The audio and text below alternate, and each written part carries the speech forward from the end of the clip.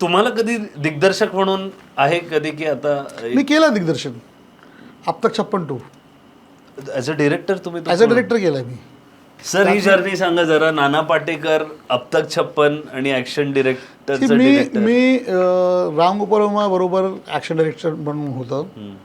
त्या काळाला रामोजीच मला म्हणायचं की तुझं जे विजन आहेत ना, तुझे जे डायरेक्टोरियल विजन तुझ्याकडे आहेत, कारण जसं मी बोललो की भाई मी डायरेक्टरचं विजनला एक्झिक्यूट करतो, म्हणून मी स्क्रिप्टमध्ये काय डिमांड आहे त्याप्रमाणे सेक्शन करतो. तो रिअल दिसला पाहिजे. जर माझ्या डायरेक्टरला पाहिजे की मला ते आउट ऑफ दी वे हवं आहे, तेही मी केलं आहे. माझे बहुतेक फिल्म आहे ज्यात मी साऊथ इंडियन फिल्म सारखे ॲक्शन्स पण केले आहेत. म्हणजे जे सांगितलं की मला हे असंच हवंय, जसा माझ्या डायरेक्टरचं विजन आहे ना ते मी एक्झिक्यूट करणार. हे माझा मोटो आहे ॲक्च्युली. कारण जे डायरेक्टर आहेत ना ते कॅप्टन आहे. कॅप्टन मला बोलेल की बाई लेफ्टला घे, मी लेफ्टला घेईन, राईटला घे, मग तेव्हा मी राईटला घेईन.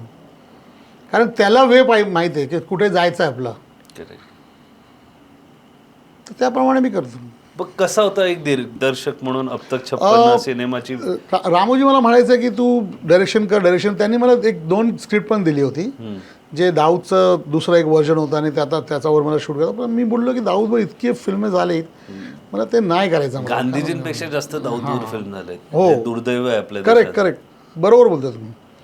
तर मी ते रिफ्यूज केलं होतं. पण हे फिल्म जे आहे ना ते अब तक 56 हे साहिल सापले म्हणून जे रायटर होते ते करणार होते पहिले दिग्दर्शन. बट त्यांनी लाईक फिल्मचा 10 दिवस पूर्वी ते फिल्म सोडलं त्यांनी. कारण त्याचं आय थिंक नाना सर बरोबर काय जमायचं नाही म्हणून ते त्यांनी सोडली. मला पण नाही जमणार याचा बरोबर म्हणून. मग रामोजींनी मला त्या नानाशी भेट केली आणि त्याला सांगितलं की तुम्ही जरा स्क्रिप्ट, मला पहिल्या त्याने मला स्क्रिप्ट जरा रीड करायला आणि मला बोललं की एक काम करतो 3-4 बार स्क्रिप्ट रीड कर, तुला काय यात काय पॉईंट्स वगैरे जर तुला वाटतं की नेगेटिव्स आहे किंवा नाही करायचं किंवा काही सुधारक करायचं आहे तर तू मला सांग. तर जी माझी 4-5 पॉईंट होती ती मी त्यांना सांगितलं की मला असं वाटतं या स्क्रिप्टमध्ये असं हे सुधारण केलं. मला नाही माहीत होतं त्या टायमाला की हा मला डायरेक्टर म्हणून ते विचारतोय. हां, पण त्या पॉईंट त्यांनी नानाशी डिस्कस केलं. नाना बोललं की हां ह्या पॉईंट दिसलं यार आपल्याला, आपण इतकं लाईक वर्षभरून आपण ते स्क्रिप्टवर काम करतो, बरं आपल्याला नाही सुचवलं, याला सुचवलं म्हणजे याने स्क्रिप्टला एक वेगळं दिशाने बघितलं आहे. मग माझी आणि नानाशी भेट करून दिली. त्यात मला नाही माहीत होतं की ह्या माझा ॲज अ डायरेक्टर म्हणून मला ते बोलणार आहेत. आम्ही जस्ट सहजच असं डिस्कशन करायचं मी, नाना आणि रामू.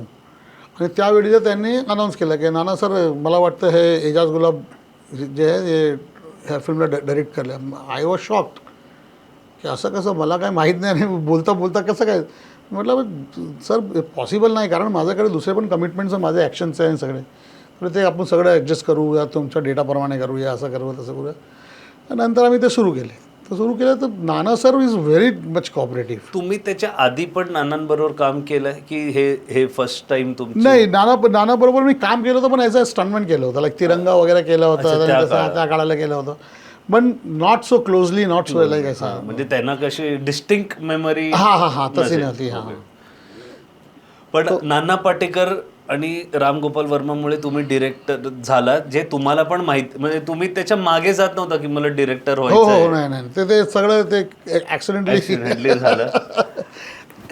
पण जे आम्ही केलं काम बरोबर आहे. मला नाना सरांचं नेचर वाटलं, लाईक मला बोलले होतं लोकांनी तो लई गुस्सेवाला आहे, असं आहे तसं आहे. पण झालं कधी लाईक आउट ऑफ दी वे होऊन आम्ही ॲडजस्टमेंट करायचं आहे, कारण तो सिनियर माणूस आहे त्यांचं. हां, आणि सिनियर आणि तो वेल लाईक मला वाटतं की तो वेल एक्सपिरियन्स्ड, त्यांना ईच अँड एव्हरी एक्सपेक्टने ना तो एक लाईक परफेक्ट पर्सन आहे. लाईक तुम्ही सीन सांगा, तुम्ही सॉन्ग सांगा किंवा तुम्हाला emotional things, each and every he is very good in that. तुम्ही आता पण आहात टचमध्ये त्यांच्या? कधी हां.